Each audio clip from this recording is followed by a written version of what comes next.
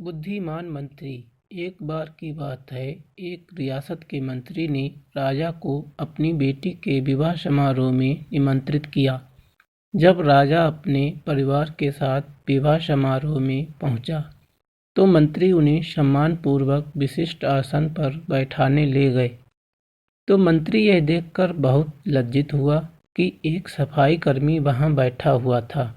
उसने सफाई कर्मी को सभी के सामने वहां से उठा फेंका और उसे बहुत डांटा। सफाई कर्मी ने अपमानित महसूस किया और बदला लेने की योजना बनाने लगा। अगले दिन सुबह जब वह राजा का कक्ष साफ कर रहा था, तभी वह जानबूझकर बड़बड़ाया, राजा कितने नादान हैं, उन्हें यह पता ही नहीं कि रानी और मंत्री के बीच क्या चल रहा है। राजा आधी नींद में था। यह क्या बकवास कर रहे हो? उसने पूछा। महाराज, मैं पूरी रात सो नहीं पाया, मैं तो नींद में बड़बड़ा रहा था। सफाई कर्मी जवाब में बोला। हालांकि उसकी बात सुनकर राजा के मन में संदेह के बीज पड़ गए थे। राजा अब मंत्री से चिढ़ने लगा और समय समय पर अपमानित करने लगा। एक दिन तो उसने द्वारपालों से यह तक कह दिया कि वे मंत्री को महल में घुसने ही ना दें। मंत्री राजा के व्यवहार से बहुत चकित था, लेकिन कुछ विचार करने के बाद उसे समझ में आ गया कि सफाई कर्मी ही इसके लिए जिम्मेदार हो सकता है। मैंने उसका अपमान किया था और उसी का उसने बदला लिया है।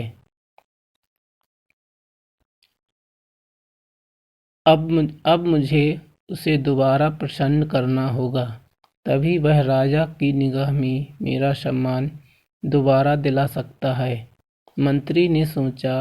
एक दिन उसने सफाई कर्मी को अपने घर भोजन पर आने का निमंत्रण दिया और कहा, मेरे दोस्त, मुझे क्षमा कर दें, मैंने तुम्हारा अपमान किया था, मुझे गलती का एहसास हो गया है। इन सुंदर कपड़ों को उपहार के रूप में ग्रहण करो, चलो मेरे साथ भोजन करो।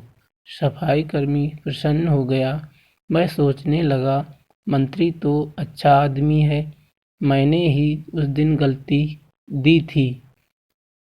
अब सफाई कर्मी प्रसन्न था और प्रयास करने लगा कि मंत्री के बारे में राजा की धारणा बदल जाए। एक बार जब वह राजा के कक्ष में गया, तो राजा सो रहा था। वह बड़बड़ाने लगा, अरे, राजा का तो दासी के साथ प्रेम संबंध है, बड़ी लज्जा की बात है। राजा ने उसका बड़बड़ाना सुना तो उठकर बैठ गया। राजा ने सफाई कर्मी को बहुत डांटा। सफाई कर्मी बोला, क्षमा कर दें महाराज, मैं पूरी रात सो नहीं पाया, इसलिए दिन में ही नींद में बड़बड़ा रहा था। राजा को अपनी गलती समझ में आ गई। इस तरह की अफवाह के चक्कर में आकर उसने अपने बहुत अच्छे सलाहकार की अनदेखी शुरू कर दी थी। राजा ने मंत्री को बुलाया और दोनों फिर से मित्र बन गए। तो दोस्तों, आशा करता हूँ कि ये कहानी आपको पसंद आई होगी। चैनल पर नए हों तो चैनल को सब्सक्राइब ज़रूर कीजिए।